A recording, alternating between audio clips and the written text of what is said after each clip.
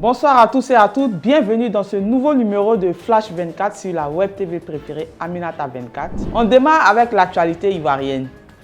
Un retour sur la célébration de l'Aïd el-Fitr. Le président de la République, son Excellence Alassane Ouattara, a pris part à la prière de fin de Ramadan le mercredi 10 avril 2024 à la grande mosquée de la Riviera Golfe.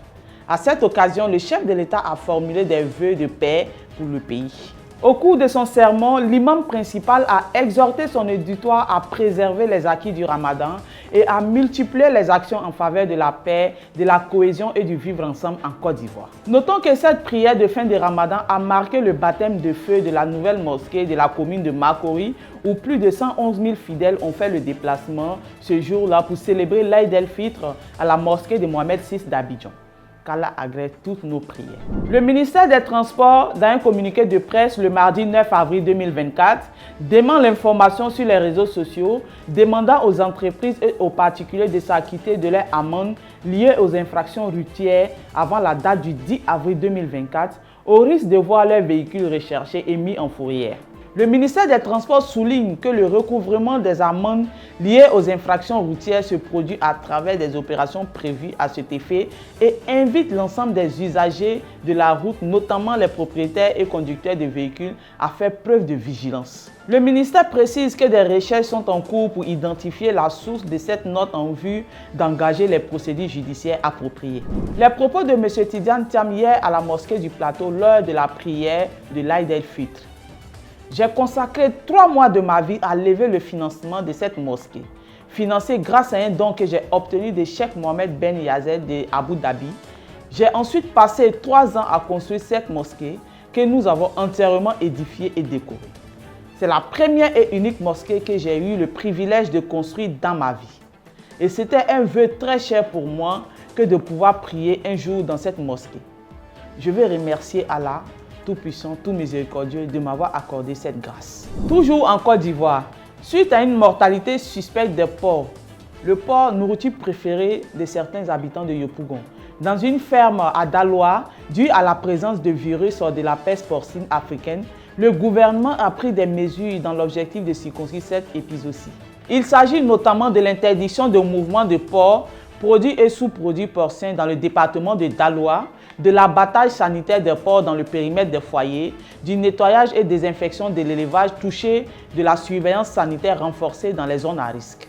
La PPA étant une maladie à déclaration obligatoire, le gouvernement invite les populations à signaler toute moralité suspecte des porcs et de rassurer que cette maladie est sans danger pour l'homme et que la consommation de viande de porc et de produits porcins peut se faire sans risque. Toujours en Côte d'Ivoire, la délégation ivoirienne composée de 7 chefs suprêmes de la tribu Baoulé a officiellement informé le roi des Ashanti Otumfo de la disparition du président Henri Konan Bédié.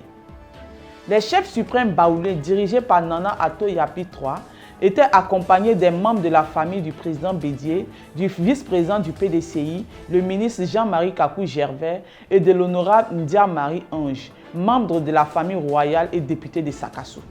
Toujours en Côte d'Ivoire, cette fois-ci avec une note de tristesse et de désolation. À Bingerville, ce 11 avril 2024, selon l'AIP, le sergent-chef Ouattara Kokiwa, de retour d'un stage ce mercredi 10 avril 2024, a abattu sa femme et s'est donné la mort au domicile de l'amant de celle-ci au quartier Jules Verne sur la route de Bingerville, a appris l'AIP. Ayant remis l'argent à son épouse pour la pitance du jour, celle-ci non seulement n'a pas fait la cuisine au foyer conjugal comme convenu, mais s'est retrouvée plus tôt au domicile de son amant où elle a été surprise par le mari coquifié. Le militaire, qui ne pouvant pas supporter cette infidélité, a tiré à bout portant sur sa compagne avant de retourner l'arme contre lui-même. Selon des indiscrétions parvenues aux militaires, l'amant aurait envoûté sa femme au point où celui-ci perdait son érection quand il était avec elle. Par contre, ailleurs, il retrouvait sa virilité d'homme. Toujours selon les mêmes sources, la femme de ce corps habillé avait déjà envisagé le divorce pour retrouver son amant qui habite à quelques encablures de leur domicile conjugal.